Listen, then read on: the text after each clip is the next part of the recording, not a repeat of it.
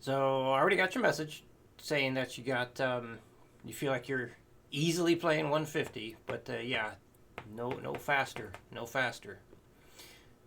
Because if you start going faster, most likely what's going to happen is you're going to start cutting notes out again. You're going to miss stuff, and then it's going to make it that much more difficult to fix. So that's why I need to monitor every step of the way you go in terms of speed to make sure everything stays correct. So yeah, we gotta wait until next time so I can listen and watch you work things up so we can make sure that everything's correct. Because a lot of times you don't know. Well, yeah, you just don't know when things are off. So we gotta make sure they stay correct to increase the chances of you doing well with this. So yeah, no need to work this up in fives. That takes way too long. Way too long. But you could if you really wanted to. But I'd use Guitar Pro's percentage feature. So I'm going to start this off at 50%. Here we go.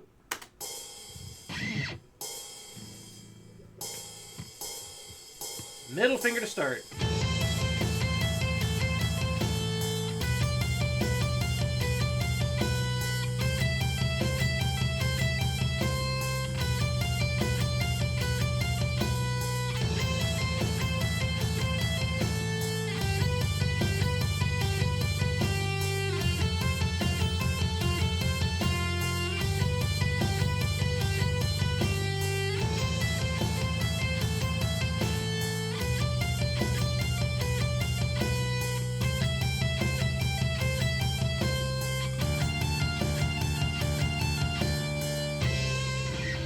The only arpeggio you begin with your ring finger is the diminished. That's the only one, because this will lead into something more challenging, bigger shape. So that's why we're using the middle finger for the minor arpeggios. 80% speed.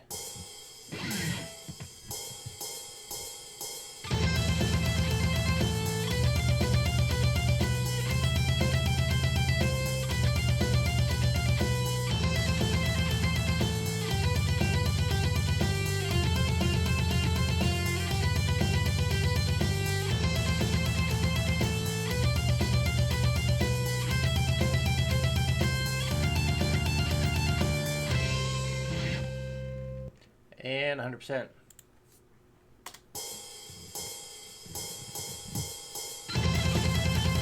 That was a rough beginning.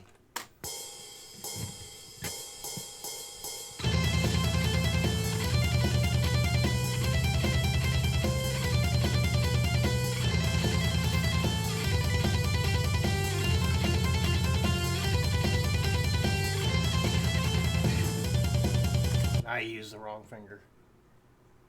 Pay attention, damn it. Here we go.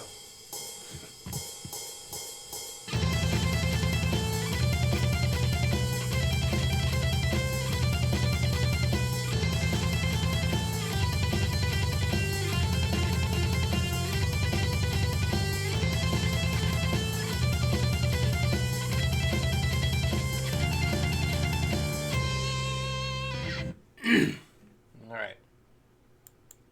And then this. Hold on. Well, I just realized I'm using the wrong thing here.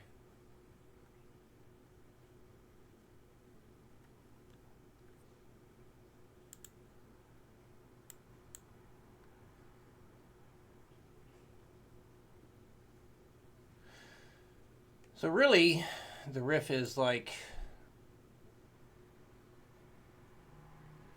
that. And then that part right there just ends up being repeated over and over again.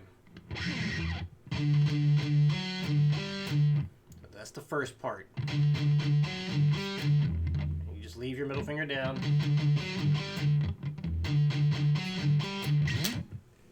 So that was this. That's played there. That's played here. That's played here. So it's always at the end of these 6/4 time signature bars. At the end of the 6/4 time signature, you have that's it. 1, 2, 3, 4, 5. So get that part. And then you just got to get the palm mute accent pattern, which is this. Always starts at the beginning of the 4/4 time signature. If you end up hitting the chord, the full chord during the palm muted part, that's fine.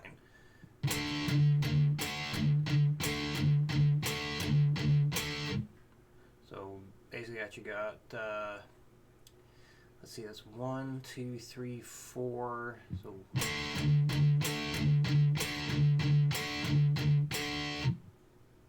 So the fifth time you hit that chord would be the end of it. So you count it like a 1, 2, 3, 1, 2, 3, 1, 2, 3, 1, 2, 3. So it's a bit odd how it feels, because that ends on a downstroke or a downbeat, and then the other part begins on an upbeat. But here's that part once more.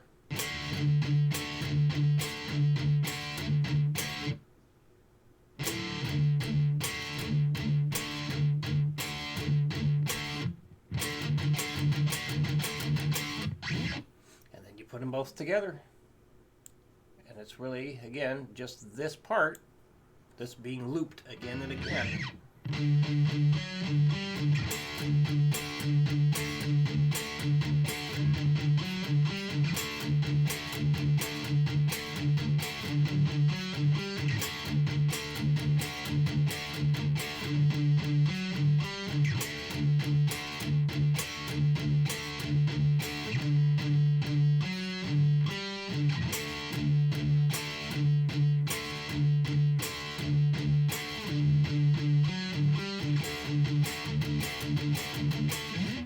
Progress, it eventually switches, or basically moves everything down a whole step. Right here, it ends up being the same riff, but it's moved down a whole step. And then a little bit of a change here, because then it plays this part at the 3 again. But then it moves up back to the D5 chord. It's like a combination of the two places.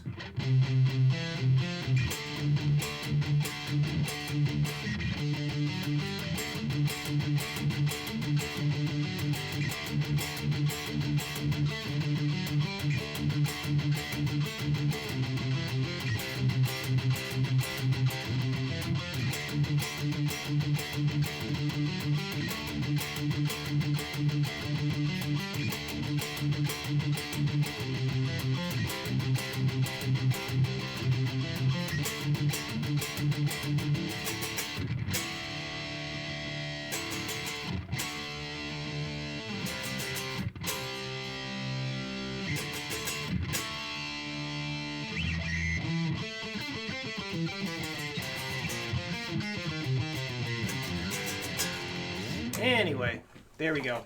So any questions come up, let me know, and I'll see you again when you get back.